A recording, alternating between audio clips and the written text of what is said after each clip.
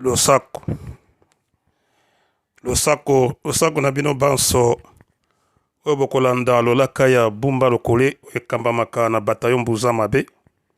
toye lisusu awa mpona kopesa bino basango ya mboka nakanisi ke bato ebele bazalaki komituna tozali koyoka lisusu lolaka ya bumba lokole te nakanisi ke bino banso boyebi ete tozalaka biso mibale oyo tosalaka na kati ya lolaka ya bumba lokole kote na biso awa tozwaki mwa kpokoso ya technique nde bomonaki ke mikolo oyo bozalaki kolanda biso te me epai ya Fumi Rouge bolandaki mikolo miso ye azali kopesa toujours basango ya bumba lokole. Tosengi excuse mingi na baabone na biso nakanisi ke bobungisaki biso mwa muke ndenge kaka balobaka bozalaki kozanga biso pe tozalaki kozanga bino kaka ndenge tolobi bolimbisa parce que ezalaki caprice ya technique nde yango tozongi lisusu awa po ete tokoka kopesa bino basango donc matondo na bino banso bipai bozali bo début ya weekend na mabotama bino bandeko babolingo tokobanda d'abord na shizo bino banso bolandaki baposo elekaki awa epai nini Kagame na premier ministre anglais bazalaki kosala complot parce que tokokoloba ngo ke ezali complot po ete bakoka kokotisa bajihadiste na kati ya Afrique surtout na mboka na biso Congo Zaire epai wapi Kagame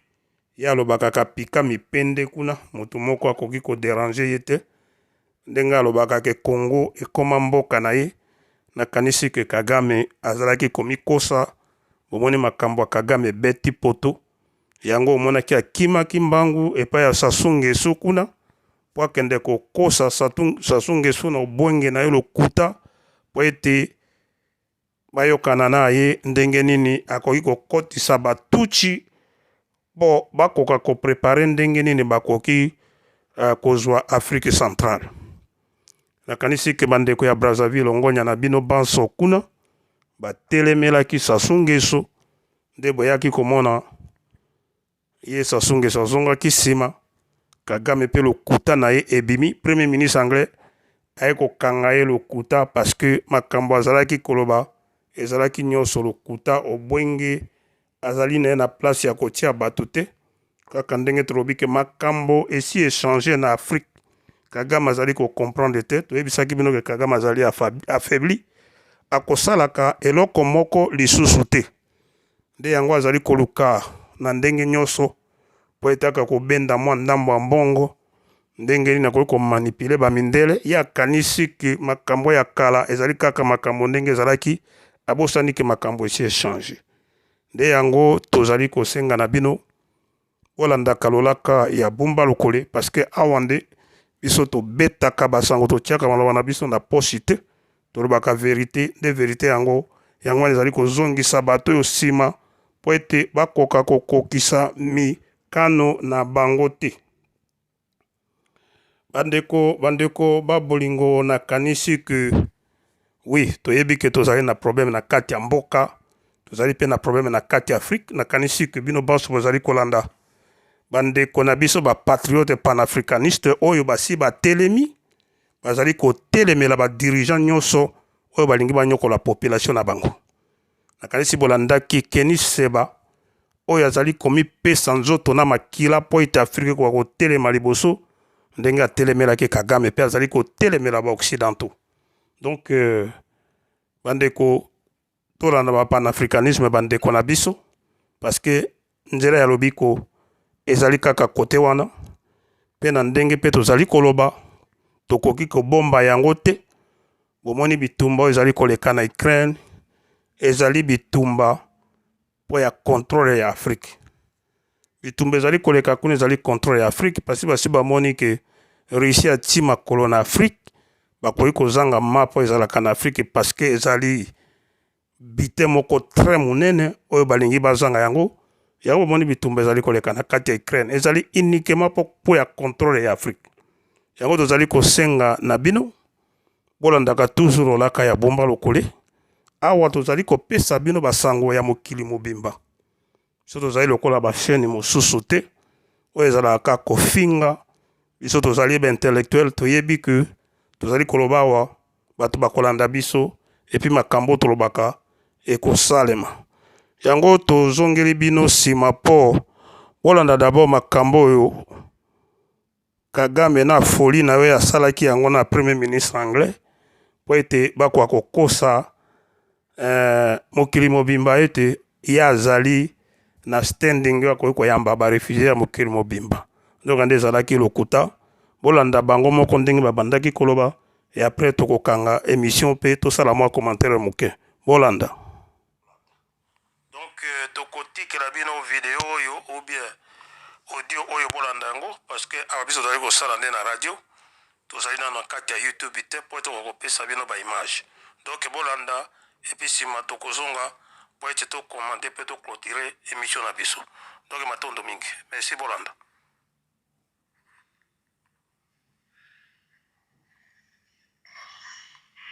Alors que le nombre de traversées illégales de la Manche a triplé en 2021,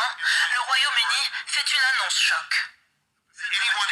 Toute personne entrant illégalement au Royaume-Uni, ainsi que celles arrivées illégalement depuis le 1er janvier, peuvent désormais être relocalisées au Rwanda. Selon Boris Johnson, ce petit pays d'Afrique de l'Est pourra accueillir des dizaines de milliers de personnes dans les années à venir. Le Royaume-Uni et le Rwanda ont signé un nouveau partenariat conjoint en matière de migration. Dans le cadre de cet accord révolutionnaire, le Royaume-Uni fait un investissement substantiel dans le développement économique du Rwanda. Ceux qui s'y installent recevront le soutien, y compris jusqu'à 5 ans de formation, d'un logement et de soins de santé. Londres financera le dispositif à hauteur de 120 millions de livres, soit 144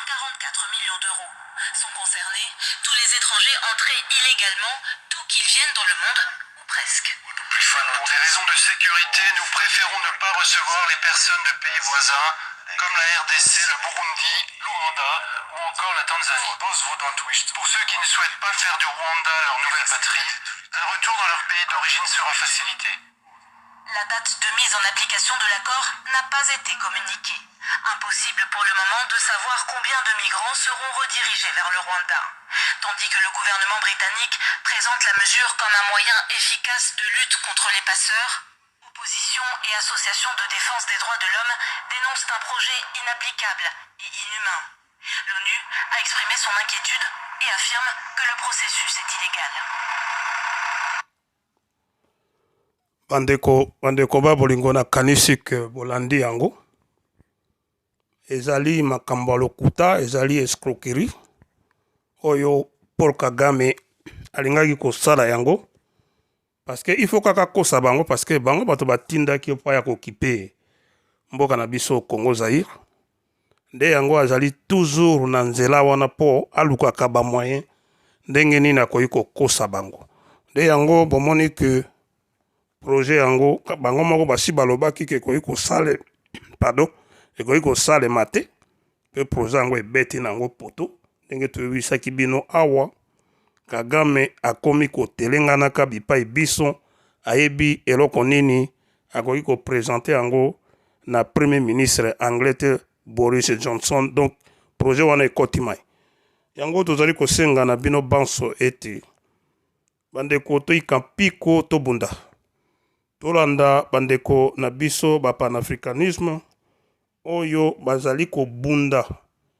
pona mboka na biso pona Afrique mobimba po ete Afrique ekoka kolongwa na kati ya boumbo oyo tozali na yango wana bozali komona bapanafricaniste na télévision ya Afrique Media